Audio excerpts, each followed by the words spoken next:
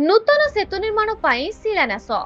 ରାଇରଙ୍ଗପୁର 6-3-2026 ମୟୂରଭଞ୍ଜ ଜିଲ୍ଲା କୁସୁମୀ ବ୍ଲକ ତଳାପାତି ପଞ୍ଚାୟତ ଆଜି ଧୋକଟା ଠାରୁ ସାନହାତ ନାବେଡା ପର୍ଯ୍ୟନ୍ତ 0.5 କିମି ରାସ୍ତା ଏବଂ କାହ୍ନୁ ନଦୀ ଉପରେ ନୂତନ ସେତୁ ନିର୍ମାଣ ପାଇଁ ଶିଳାନ୍ୟାସ ହେଲା।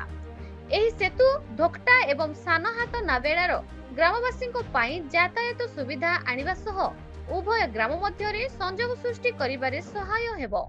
ଉକ୍ତ ନୂତନ ସେତୁ ନିର୍ମାଣର ଶୁଭ ଭିତ୍ତି ପ୍ରସ୍ତର ସ୍ଥାପନର शुभ अवसर में ओडिशा सरकार जंगल और परिवेश जलवायु परिवर्तन श्रम और राज्य कर्मचारी विभाग मंत्री तथा जसीपुर निर्वाचन मंडली लोकप्रिय विधायक गणेश राम सिंह खुंटिया सरकारी जंत्री कुसुमी ब्लॉक बीडीओ हरेकृष्ण महंत नारायण हेम्ब्रम सोमनाथ पेंगुआ घनश्याम हेम्ब्रम भीम हेम्ब्रम ब्रज मोहन हेम्ब्रम तथा हजार हजार महिला पुरुष ग्रामवासी उपस्थित थे।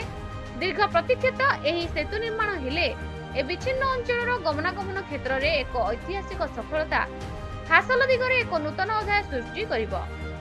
16 मास मध्य निर्माण कार्य संपूर्ण करिवार समय निर्धारित कर जायछि बोली सरकारी जंत्री प्रकाश करछन्ते। मयूरभंज रायरंगपुर श्यामनंद परिडांग रिपोर्ट न्यूज ओडिशा टीवी।